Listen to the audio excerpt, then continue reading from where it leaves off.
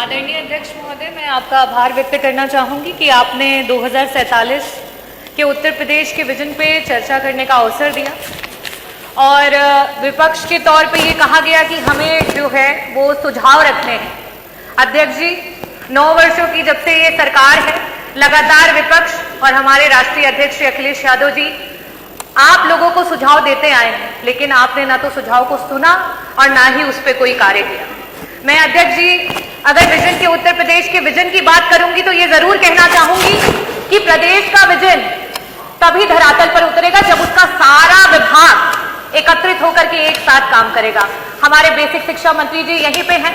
आज बेसिक शिक्षा का विभाग जो है वो बेसलेस विभाग हो चुका है, क्योंकि इसी सदन में कई बार बोला गया कि मंत्री जी विद्यालय जर्जर हो चुके हैं, विद्यालयों को बनवा दो। मंत्री जी ने कहा ना। मंत्री जी स्कूलों में जो है शौचालय नहीं है, बनवा दीजिए। मंत्री जी ने कहा ना। हमने कहा कि मंत्री जी बच्चों को वहां पे शुद्ध पेय जल नहीं मिल रहा, जल दिलवा दीजिए। मंत्री जी कहते हैं ना। हमने कहा कि विद्यालयों में इलेक्ट्रिसिटी नहीं है, मंत्री जी विद्युत जो है उसको वहां पे आपूर्ति करवा दीजिए। मंत्री जी कहते हैं ना। हमने कहा आज पूरे उत्तर प्रदेश में 2 लाख से भी ज्यादा बच्चे हैं जो टेट और सुपर टेट पास करके धरने पे बैठे हैं कि एक दिन बेसिक शिक्षा विभाग की वैकेंसी आएगी और उनको नौकरियां मिलेंगी। मंत्री जी वैकेंसी निकलवा दो। मंत्री जी कहते हैं ना। हमने मंत्री जी को कहा कि मंत्री जी शिक्षा मित्र मर मर के काम कर रहे हैं, अरे मंत्री जी उनका मानदेय बढ़ा दो, उनका समन्वय कर दो। मंत्री जी कहते हैं ना। हमने मंत्री जी को कहा कि मंत्री जी रसोइया मात्र 2000 में काम करती हैं, हमारी रसोइयों का मानदेय बढ़ा दो। मंत्री जी कहते हैं ना। अरे समय बड़ा कम है, मैं आऊंगी। हमारे ऊर्जा मंत्री जी दिखाई नहीं दे रहे हैं। आज ऊर्जा विभाग जो है डबल बी विभाग हो गया है। डबल बी माने बी से भ्रष्टाचार और बी से भेदभाव। मंत्री जी जब जनता के बीच में जाते हैं तो कहते हैं निजीकरण मेरा अकेले का निर्णय नहीं है। मंत्री जी जब अपने अधिकारियों के बीच बैठते हैं तो कहते हैं अरे तुम लोगों ने तो विभाग की नाक कटा दी है, आज बिजली विभाग जो है वो अंधा और गूंगा हो गया है। लेकिन वही जब इस सदन में मंत्री जी बैठते हैं और हम कहते हैं कि मंत्री जी निजीकरण जो है विभाग को मत बेचो, तो मंत्री जी कहते हैं ना। मंत्री जी ट्रांसफार्मर हर रोज खराब हो रहे हैं, एक ट्रांसफार्मर बन करके 75 बार लग रहे हैं। मंत्री जी ट्रांसफार्मर जो है क्षमता वृद्धि करा दो। मंत्री जी कहते हैं ना। मंत्री जी को कहा जाता है कि मंत्री जी आपके विभाग में पॉलिसीज खराब है, आपके जो पॉलिसी बनाते हैं आपके चेयरमैन वो एक IAS ऑफिसर है, शायद उनको विभागों का ज्ञान ना हो। मंत्री जी IAS ऑफिसर हटा करके समाजवादियों ने जिस तरीके से इंजीनियर को वो पद दिया था उनको वो पद दिलवा दो। मंत्री जी कहते हैं ना। मैं यही कहना चाहूंगी कि ऊर्जा विभाग मंत्री है नहीं, बड़ी बड़ी बातें करते हैं और उन्हीं के डिस्कॉम में पश्चिमांचल में आज इतना भेदभाव है कि सिर्फ एक ही जाति का व्यक्ति, वो कहते हैं हम बनिया की दुकान नहीं चलाते, और पश्चिमांचल डिस्कॉम में सारे एक्सीएन सारे MD सिर्फ एक ही जात के भरे गए हैं और मंत्री जी कहते हैं ना। हमारे स्वास्थ्य मंत्री दिखाई नहीं दे रहे हैं, क्योंकि बड़ी निराशा हुई कि हम विजन पे चर्चा कर रहे थे और मंत्री जी ने जब अपनी बात करनी शुरू की तो अपने 9 साल के कार्य नहीं गिनाए।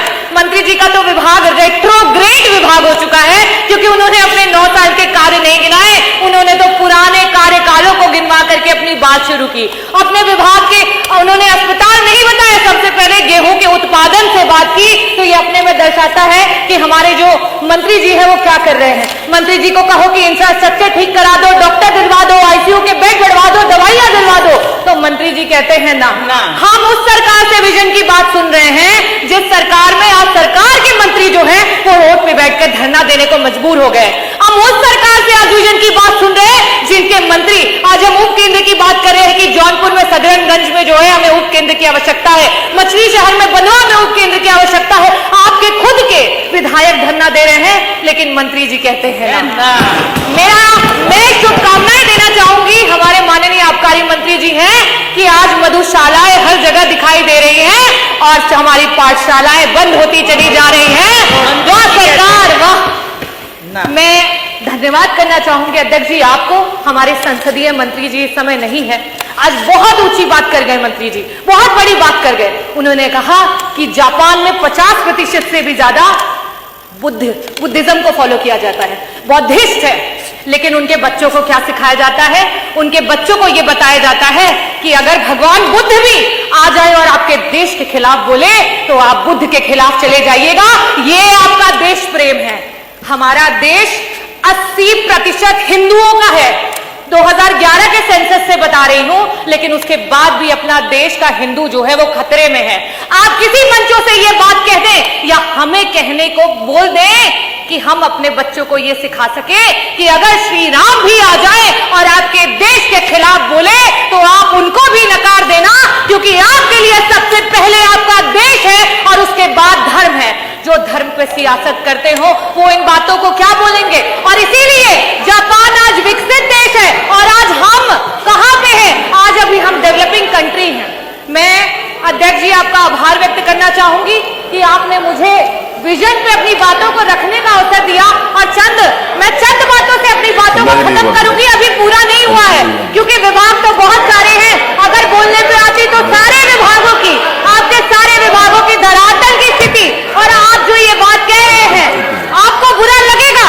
यही चीज संसदीय मंत्री जी ने कहा और इसी पे कहना चाहूंगी कि मैं मुजरिम हूं। क्या ये मुजरिम, क्या मैं मुजरिम कहलाऊंगा?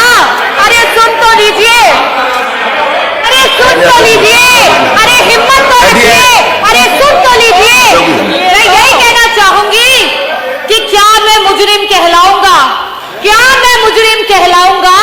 क्या होगा इल्जाम मेरा?